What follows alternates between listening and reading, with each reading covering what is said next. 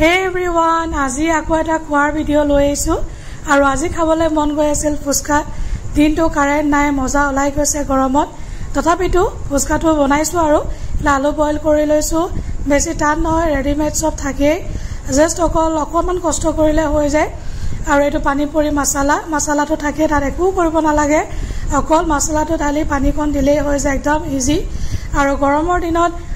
মানে যতে ততে পানী পৰি খাবলৈ অলপ বেয়া লাগে আৰু হাইজেনিক হয় বা নহয় কেনেকুৱা কি আৰু এফালে আলু বইল মটৰ আৰু পানী কিন্তু আপোনালোকক দেখুৱালোৱে এতিয়া ধুনীয়াকৈ একদম মটৰখিনি সানি লম আলুৰ লগত আৰু অকমান নিমখ দি দিম চাট মছলা হলে ভাল হয় কিন্তু চাট মছলা নাই এটো কাৰণে অকমান কাশ্মীৰ মিৰ্চ অলপ মছলা যাতে সোৱাদটো আহে আৰু অকমান চাটনিটোত এটো কাৰণে হেকিটা দি মটৰখিনি ধুনীয়াকৈ সানি লম আলুৰ লগত আৰু কোন কোন ব্যক্তিয়ে বাৰু ফুচকা পানী পৰি খাই ভাল পায় আপোনালোকে কমেন্ট কৰি জনাব আৰু যদি মোৰ ভিডিওটো চাই ভাল পাইছে নিশ্চয় এটা লাইক কৰি দিব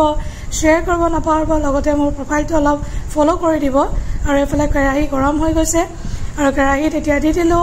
আৰু এতিয়া ধুনীয়াকৈ ফুলি যাব দেখি বাৰু আপোনালোকৰ লোভ লাগিছে নে কমেন্ট কৰি জনাবচোন মোৰ কিন্তু বনাই থাকোতে খুব ইচ্ছা গৈছিল খাবৰ কাৰণে